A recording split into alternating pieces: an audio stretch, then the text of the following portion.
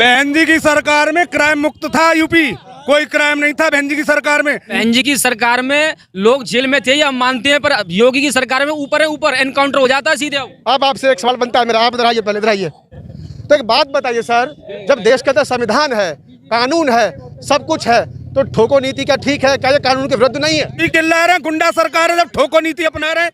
गुंडा सरकार नहीं चाहिए हमें, परिवर्तन दे, हमें संविधान पे चलने वाली सरकार चाहिए। संविधान के आधार पे काम होना चाहिए। देखिए एक आवाज कि संविधान के आधार पे काम जो होना चाहिए। संविधान को छेड़ेगा वो वापस नहीं आएगा। कभी गुंडों की जाति नहीं होती है, बदमाशों की जाति नहीं होती है, जाति से तोड़ना ये बकवास बात है। तो फिर कुलदीप सेंगर पर क्यों सरकार चुप हो गई, बताइए? कौन के?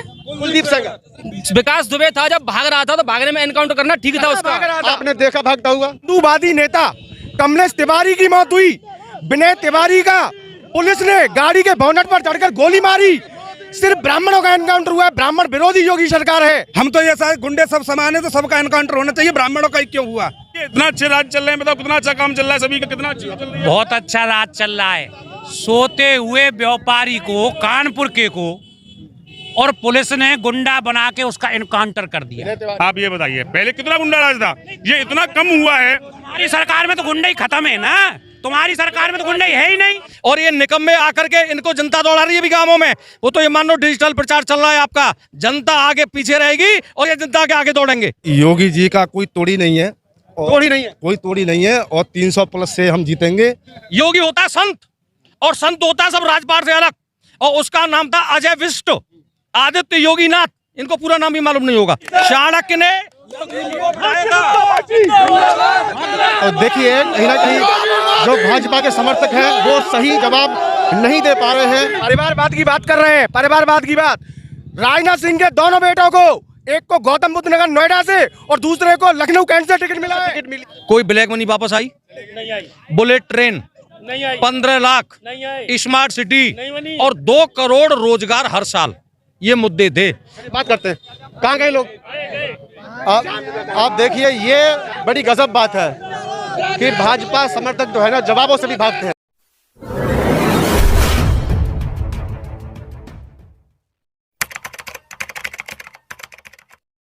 तो सीधी बात, जनता के साथ 2022 में कौन किसके साथ?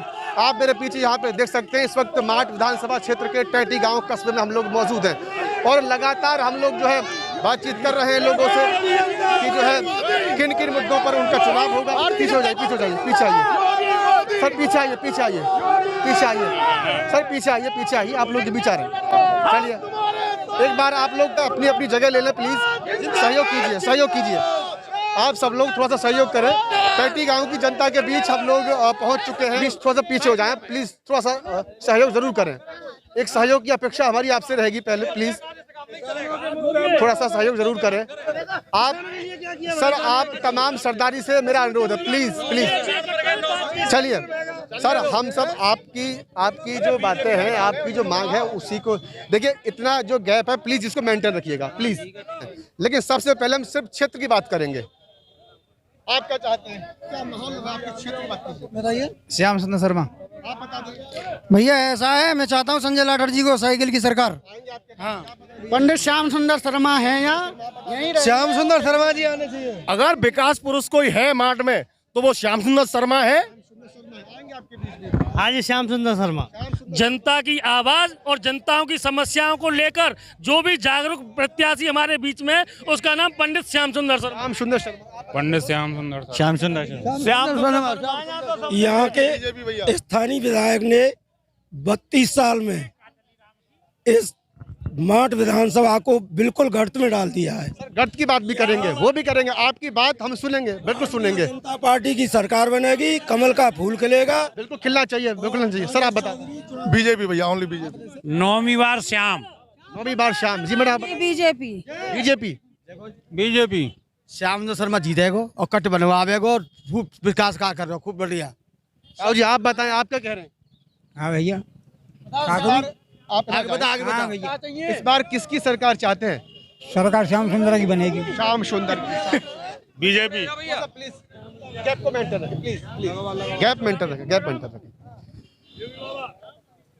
तो देखा आपने, जो टैटी गांव की जनता है लगभग अगर बात करें तो 60% से ज़्यादा जो लोग हैं, या फिर कहें कि 80% तक की हम बात कर सकते हैं, श्याम सुंदर शर्मा जो यहाँ के 8 बार के विधायक चुने जा चुके हैं, उनके पक्ष में है। लेकिन सूबे की सरकार को लेकर के इन लोगों का क्या विचार है, क्या उनकी समस्याएं रही इन 5 साल में, और क्या कौन से मुद्दों को लेकर के अब वो सरकार बनाना चाहेंगे, तो इसको लेकर के सर थोड़ा सा गैप मेंटेन रखें प्लीज़, आपसे बार बार ना कहना पड़े, सहयोग बना के रखें। सर अब मैं आपके पास आता हूँ, 1 मिनट में आप अपनी बात खत्म करें। सर क्षेत्र की बात हमने सुनी आप सब लोगों की, अब बात करते हैं स्टेट लेवल की। क्या यूपी की जनता योगी सरकार की वापसी चाहती है या फिर विदाई चाहती है? सीधी बात। देखिए, मैं थोड़ा सा परिवर्तन चाहती है जनता। परिवर्तन के कारण यह है कि 1947 में जब देश स्वतंत्र हुआ, उस समय सभी लोग हिंदू, मुस्लिम, सिख, ईसाइयों में बटे हुए नहीं थे। हम सब लोग भारतीय थे और भारतीय होकर के हमने देश को आज़ाद कराया।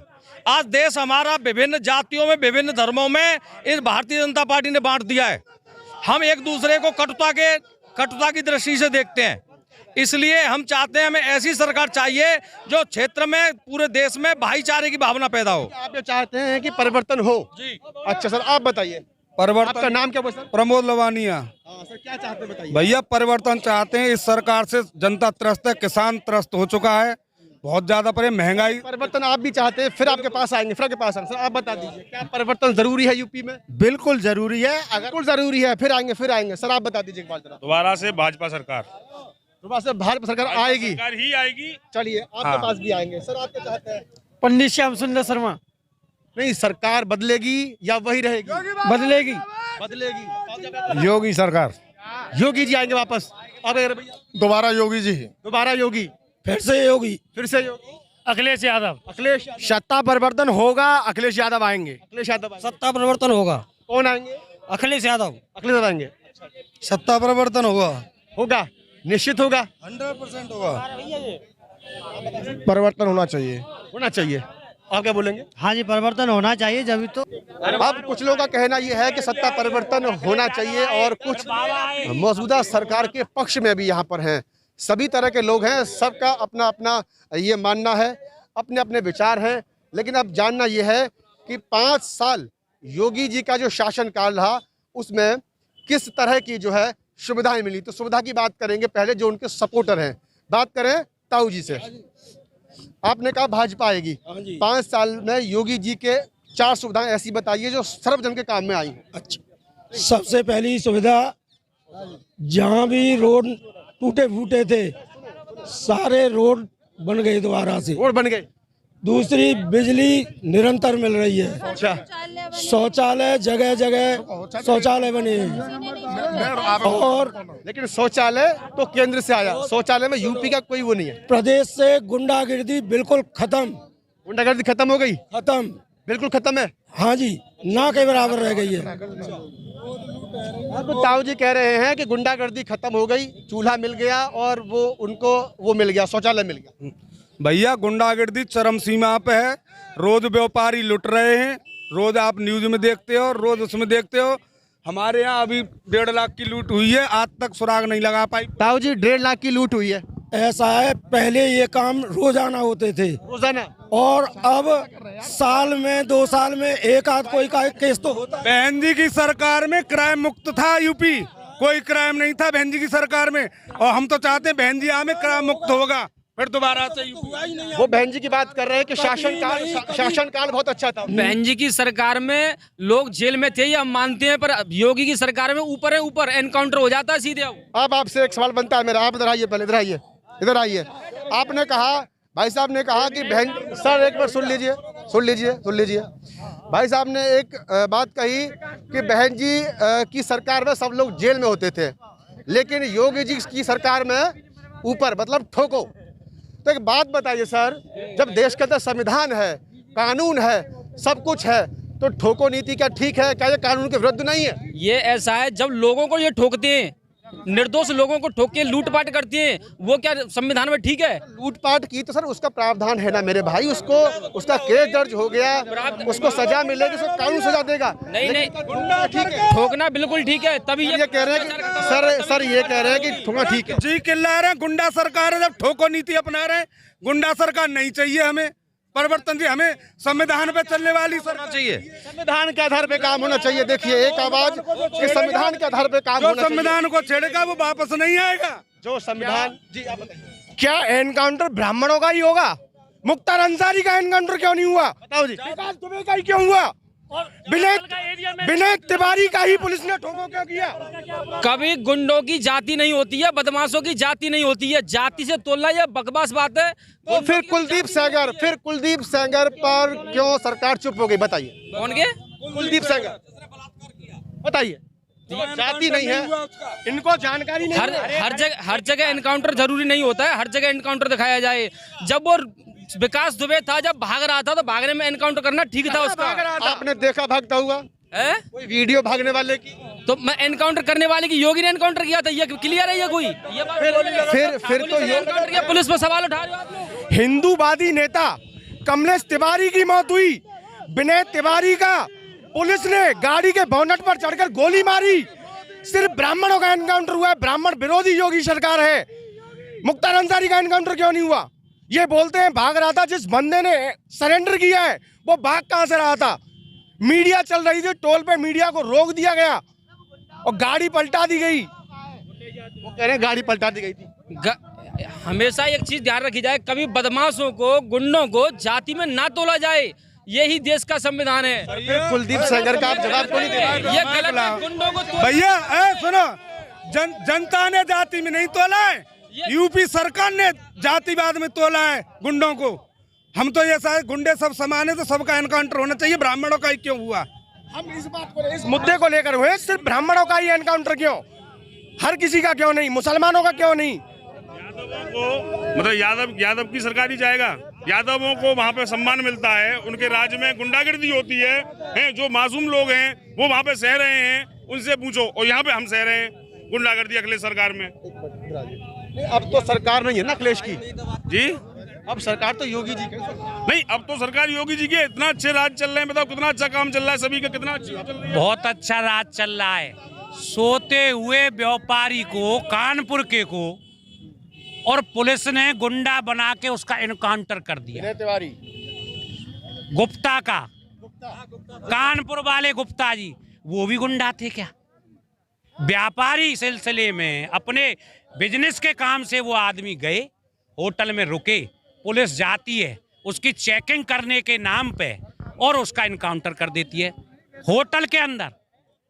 और उसका दोस्त जब ये कहता है कि भाई ये क्या हो रहा है, तो उसकी डेड बॉडी को ठिकाने लगाने के लिए प्रयास किया जाता है। उसकी वीडियो है।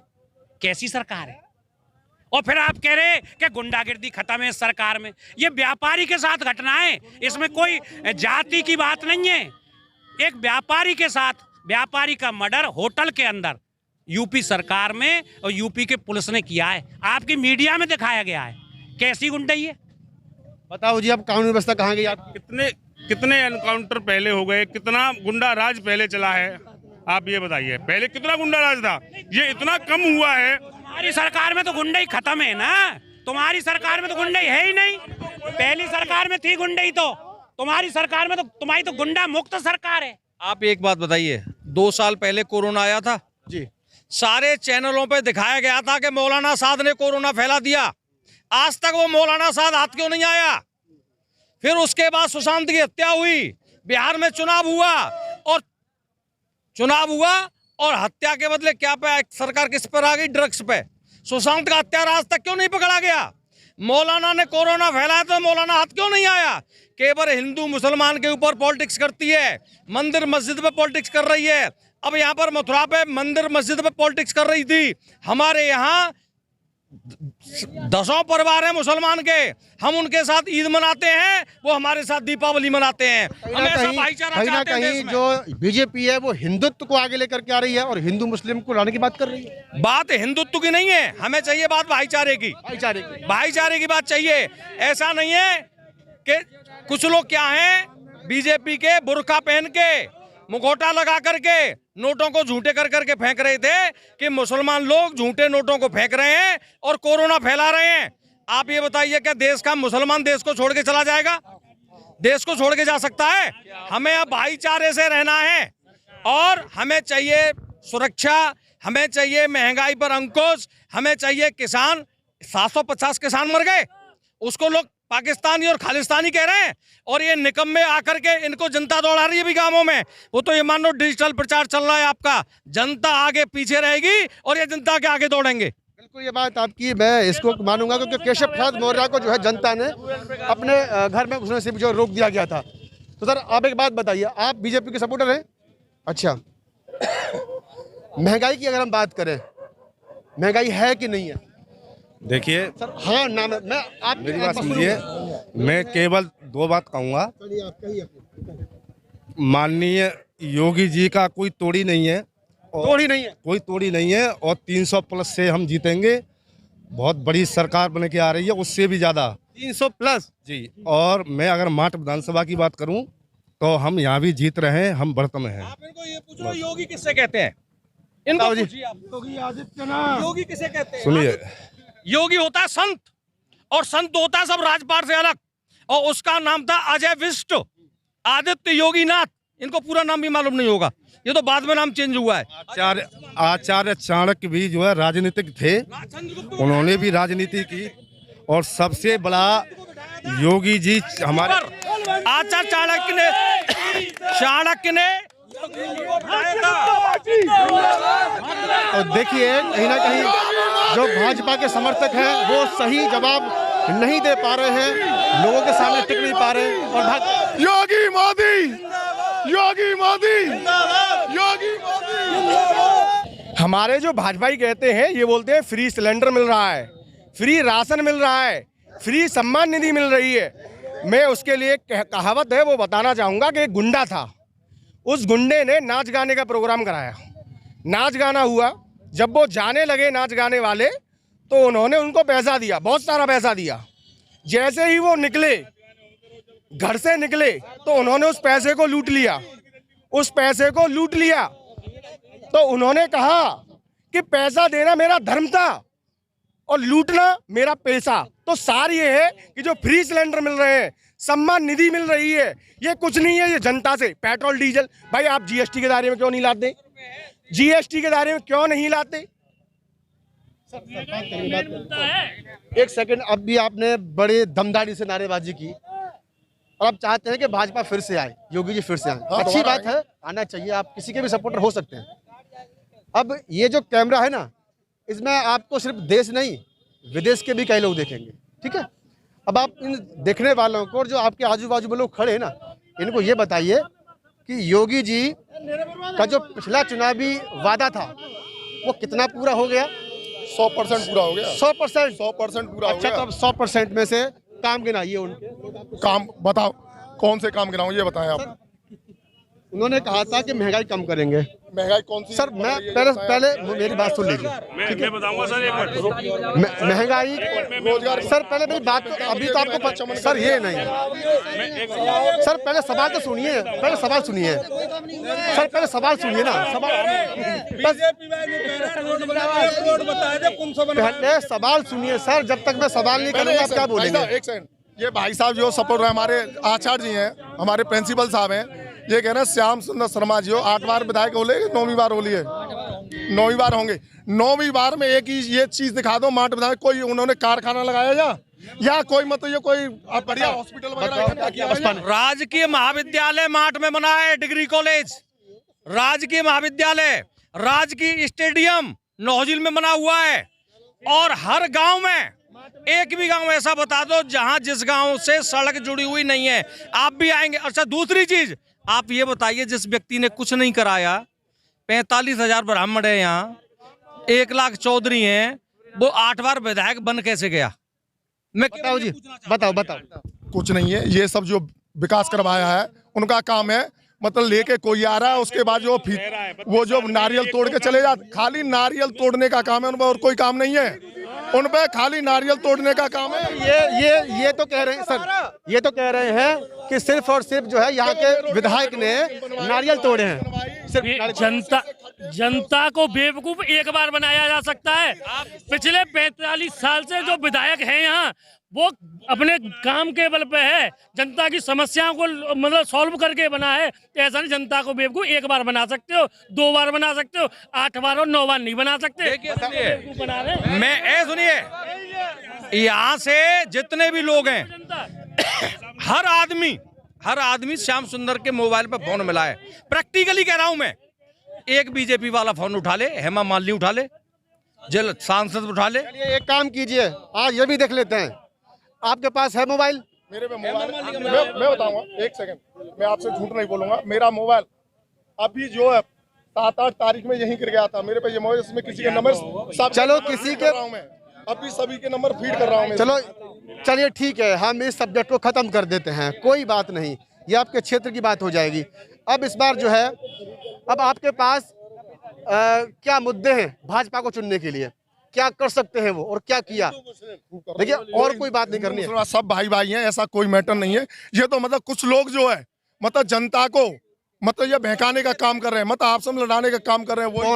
कौन लड़ रहे हैं? जो आपके सामने अभी कह रहे हैं ना, हिंदू मुस्लिम की बात किसी बीजेपी वाले ने किया अभी तक? नहीं किया तो सुनिए सर, अब सुनिए, अब आप ये बताइए मुझे कि आपके यूपी स्टेट से भाजपा ने कितने मुस्लिम प्रत्याशी उतारे हैं? अगर वो विरोध नहीं है बताइए। सुनो 1 सेकंड, कितने नहीं उतारे हैं मन, ये बताओ। तो आज की बात कर रहा हूँ ना, आप कह रहे हैं कि अगर अब्बास, वो क्या है अब्बास, क्या नाम है उनका, नकवी जी जो है आज भी जो केंद्र में बैठे हुए हैं, नहीं है? बात यूपी की कर रहा हूँ, वही चीज है कि हमेशा यही होता है कि सवाल कुछ करते हैं और जवाब कुछ और आता है। ये भाजपा के भक्तों की बड़ी अजीब कहानी है। वो कुछ नहीं लड़ा, मनोनयन हुआ है, चुनाव नहीं लड़ा। वो मेरी बात, आदरणीय मोदी जी आए थे। ये देखो, आप अपने क्षेत्र की तो जानकारी रखते होंगे ना सर? परिवारवाद की बात कर रहे हैं, परिवारवाद की बात। राजनाथ सिंह के दोनों बेटों को, एक को गौतम बुद्ध नगर नोएडा से और दूसरे को लखनऊ कैंट से टिकट मिला है, टिकट मिली है और नोएडा से मिली है। तो क्या है ये? एक चीज आप मुझे ये बताइए, ये मुसलमान की और उसकी कोई बात नहीं है। सबके पास अपने अपने कैंडिडेट हैं जो पहले से लगे पड़े हैं, जो इसमें कार्यकर्ता है, पहले से जुड़ा हुआ है बीजेपी में। आज बीजेपी चरम सीमा पर है, तो क्या उसको हम निकाल लेंगे अपने कार्यकर्ता को? बताइए। और मुसलमान की बात हो रही है, जयंत चौधरी हैं, जाट नेता हैं, उन्होंने 3 जाट नेताओं को टिकट दी है, बाकी सब मुसलमानों को दिए। ये क्या है? ये क्या है बताइए आप। वैसे वो जाटों का नारा लगाते हैं कि साहब जाट एकता जिंदाबाद, हम जाट हैं, हमारे साथ रहो। अखिलेश यादव हैं, वो यादव हैं, वो अकेले जाटों से थोड़ी जीत जाएंगे भाई, उनको भी तो कुर्सी पे आना है ना। 21 मुसलमान 3 जाट मात्र, 21 मुस्लिम 3 जाट मात्र। बताएं आप। समाजवादी पार्टी का आपके गठबंधन है सर, ये यूपी पार्टी जीतेगी और संजय लाठर जी यहाँ से इसमें जुड़े हुए हैं आदमी, पहले से बच्चे से आरएसएस कार्यकर्ता जुड़ा हुआ है, बच्चा जुड़ा हुआ है आरएसएस का कार्यकर्ता। ठोस जवाब नहीं दे पा रहे हैं कि भारतीय जनता पार्टी किन मुद्दों पर आई थी। मैं मुद्दे गिला रहा हूँ। ब्लैक मनी, नोटबंदी, कोई ब्लैक मनी वापस आई? नहीं आई। बुलेट ट्रेन नहीं आई। 15 लाख, नहीं आई। स्मार्ट सिटी नहीं बनी। और 2 करोड़ रोजगार हर साल, ये मुद्दे थे। बात करते हैं, कहाँ गए लोग? आप देखिए, ये बड़ी गजब बात है कि भाजपा समर्थक जो है ना, जवाबों से भी भागते हैं। खैर चलिए कोई नहीं। ये इस समय बाट विधानसभा क्षेत्र के टैटी गांव में हम लोग मौजूद थे और देखा आपने कि किस तरह से जो है लोगों ने जो सुविधाएं सरकार में पाई उनकी बात की, और कुछ लोगों ने वो भी बातें रखी जिनसे उनको लेकर के रोष था। तो तमाम लोगों की बातचीत सुनी आपने, और इन लोगों के विचार पर आपकी अपनी प्रतिक्रिया क्या, एक बार कमेंट्स बॉक्स में अपनी राय ज़रूर दें। Thank you.